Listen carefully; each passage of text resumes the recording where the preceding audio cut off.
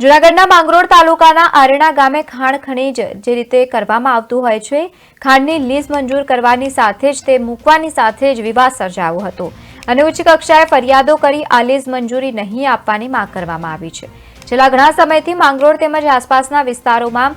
પથ્થરની ખાણોનો ધમધમાટ શરૂ થઈ રહ્યો છે, જેથી આસપાસના વિસ્તારોમાં જમીનો બંજર બનતી જતી હોવાથી અનેક પથ્થરની ખાણો ઉપર ફરિયાદો ઉઠી છે।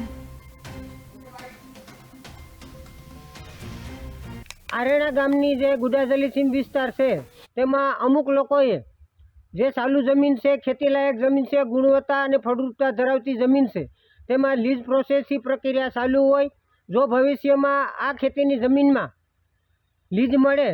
અને ખાણ ચાલુ થાય તો લીઝની આજુબાજુ ખાણની આજુબાજુના વાડી વિસ્તારના લોકોની ચાલુ જમીનને ખરાબ થઈ જાય એમ છે અને આવનારા દિવસોમાં આ તમામ જમીન રણ પ્રદેશમાં ફેરવાઈ જાય અને નાના ખેડૂતો હેરાન પરેશાન થઈ જાય। તેના માટે મેં આ ખાણની લીઝ ન મળે તેનો હું વિરોધ કરું છું અને સરકારને મારે નમ્ર વિનંતી છે કે આ જે મૂકેલી લીઝની પ્રોસેસ છે તેની મંજૂરી ના મળે તેના માટે હું આજે